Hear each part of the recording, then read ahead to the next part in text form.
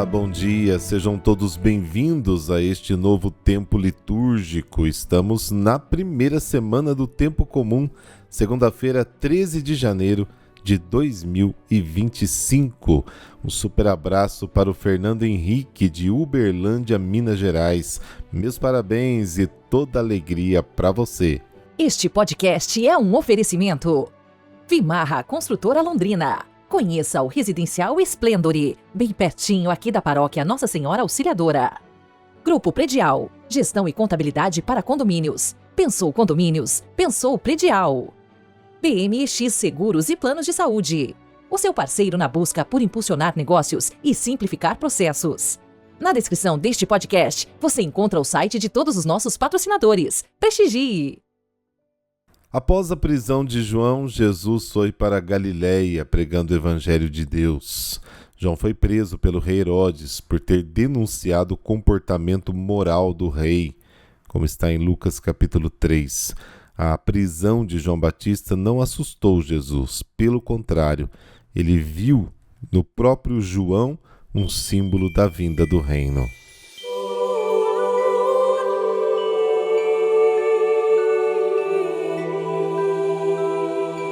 Pelo sinal da Santa Cruz, livrai-nos Deus, nosso Senhor, dos nossos inimigos. Inspirai, Senhor, as nossas ações e ajudai-nos a realizá-las, para que em vós comece e termine tudo aquilo que fizermos. Amém.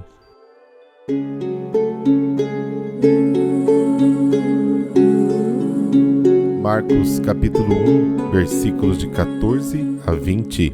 O Senhor esteja convosco. Ele está no meio de nós. Proclamação do Evangelho de Jesus Cristo segundo Marcos. Glória a vós, Senhor. Depois que João Batista foi preso, Jesus foi para a Galiléia pregando o Evangelho de Deus e dizendo: o tempo já se completou e o reino de Deus está próximo. Convertei-vos e crede no Evangelho.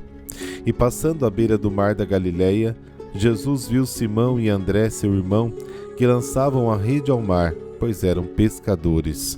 Jesus lhes disse: segui-me, e eu farei de vós pescadores de homens. E eles, deixando imediatamente as redes, seguiram a Jesus. Caminhando mais um pouco, viu também Tiago e João, filhos de Zebedeu. Estavam na barca consertando as redes, e logo os chamou. Eles deixaram seu pai Zebedeu na barca com os empregados, e partiram, seguindo Jesus. Palavra da salvação. Glória a vós, Senhor.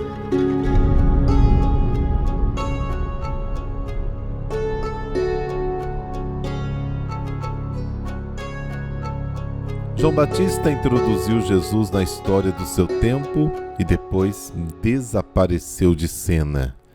Este, de fato, faz parte da vocação de todos os profetas. João desaparece para dar lugar a alguém mais forte do que ele. As palavras de Jesus do versículo 15 contêm dois elementos: o anúncio de que o reino de Deus está ali e a forma como os homens devem responder à ação de Deus com uma atitude adequada, a conversão e a fé. O tempo se cumpriu. A espera acabou, as promessas foram realizadas, é a última etapa da história da salvação, a última fase da realização do plano de Deus, o chamado fim dos tempos. Jeremias capítulo 3, capítulo 5, 50, Daniel capítulo 7, 12. Chegou a plenitude dos tempos, Gálatas capítulo 4, Hebreus 9. O momento presente está repleto da presença salvadora de Deus. Ao anunciar o Evangelho, Jesus dá consciência à história dos homens, dá um conteúdo verdadeiro e um sentido novo ao tempo e ao espaço, dá sentido ao passado, ao presente, ao futuro. Jesus é Deus que enche de significado infinito o nosso absurdo. Sem Ele, estamos cheios de vazio. O reino de Deus está próximo. Está próximo o momento em que Deus exercerá eficaz e completamente a sua soberania sobre o mundo. Se o mundo é agora governado pelo poder do dinheiro, do engano, da força, o poder de Satanás, está próximo o momento em que Deus tomará o poder em suas mãos. O regime de governo mundial está prestes a mudar radicalmente. A sabedoria de Deus está definitivamente estabelecida, o que significa justiça, harmonia, paz, plenitude de vida. Deus reina. Esta é a notícia. Se até agora os homens obedeceram a Satanás e as suas escolhas foram determinadas pelo interesse, pela sua própria conveniência e pelo desejo de se destacar, agora não deve mais ser assim. Houve a revolução, a lei mudou, agora a lei é Cristo e o seu amor. O reino de Deus está presente na pessoa de Jesus, nas suas palavras. Então será comunicado aos 12, depois às multidões, depois ao mundo. Arrependam-se e creiam no Evangelho. A conversão é uma mudança radical, uma verdadeira inversão, uma passagem do egoísmo ao amor, da defesa dos próprios interesses à solidariedade. A atitude interna e a conduta externa devem mudar. Converter-se é voltar-se para Deus numa atitude de obediência e acolher com alegria sua soberania. Se a soberania de Satanás era opressiva, a vontade de Deus seria libertadora. Servir a Deus é reinar. Então aqui está o Evangelho, a possibilidade de experimentar com alegria a soberania de Deus sobre a própria vida. O conto do chamado dos primeiros 4 discípulos pretende ser um exemplo concreto de conversão, não uma conversão proposta aos especialistas do reino de Deus, mas simplesmente a conversão necessária para ser cristão. A iniciativa é de Jesus. A vida cristã não é tanto uma escolha nossa, mas uma resposta ao seu apelo. O apelo de Cristo tem um tom de urgência. É um momento favorável. Não há tempo a perder. É a grande oportunidade.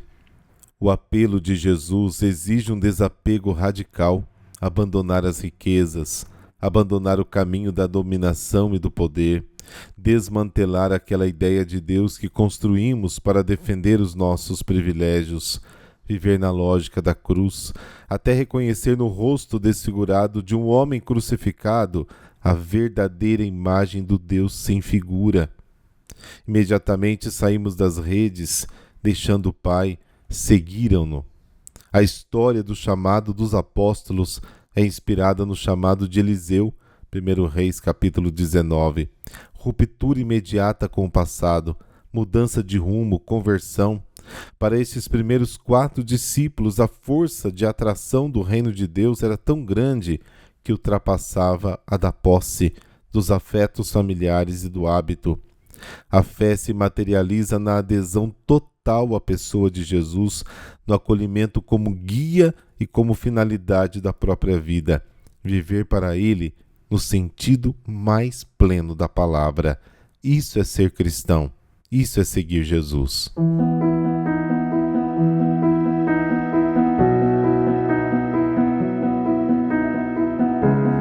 Hoje a igreja celebra Santo Hilário de Poitiers.